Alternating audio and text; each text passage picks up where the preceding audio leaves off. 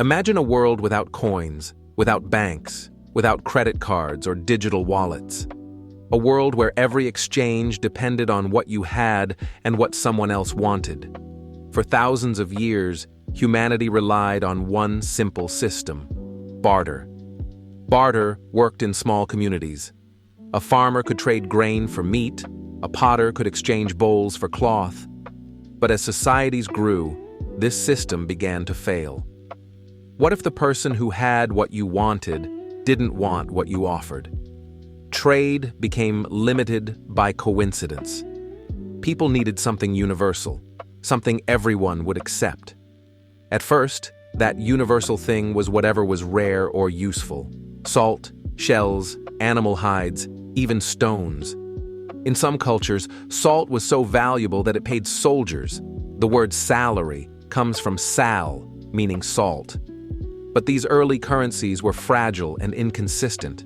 Humanity needed something durable, divisible, and trustworthy. Then came metal.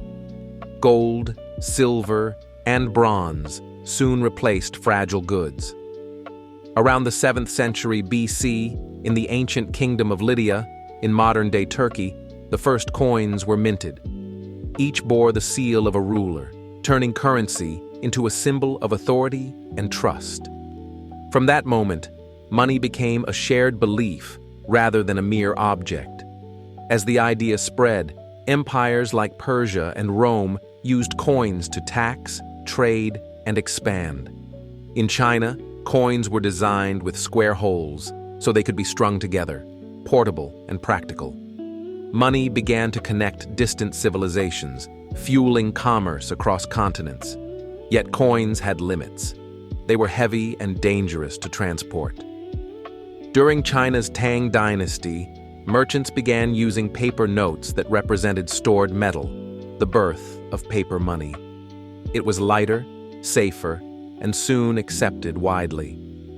When Marco Polo visited China, he was astonished by this system. Centuries later, European banks adopted it.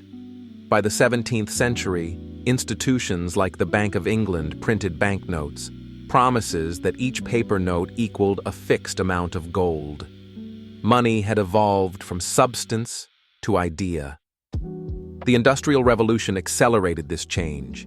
Nations standardized currencies, and global trade connected the world.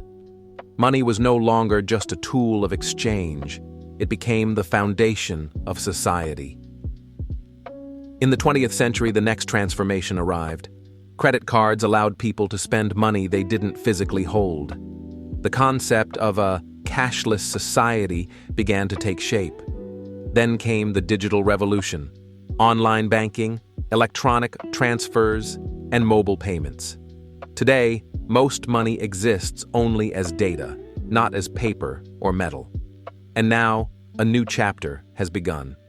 Cryptocurrencies and blockchain technology have taken money beyond governments and banks. Bitcoin, Ethereum, and others exist entirely in the digital realm. They have no physical form, no borders, their value built purely on trust. That trust is the essence of money. Throughout history, money has only ever been as strong as our belief in it. It began as salt and shells, became metal and paper, and now lives as code.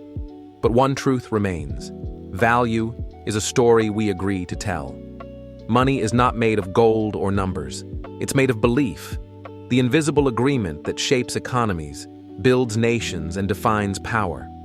From barter to blockchain, from coins to cryptocurrency, the story of money is the story of us, our endless search for trust, value, and connection. Because in the end, money isn't what we hold, it's what we believe in.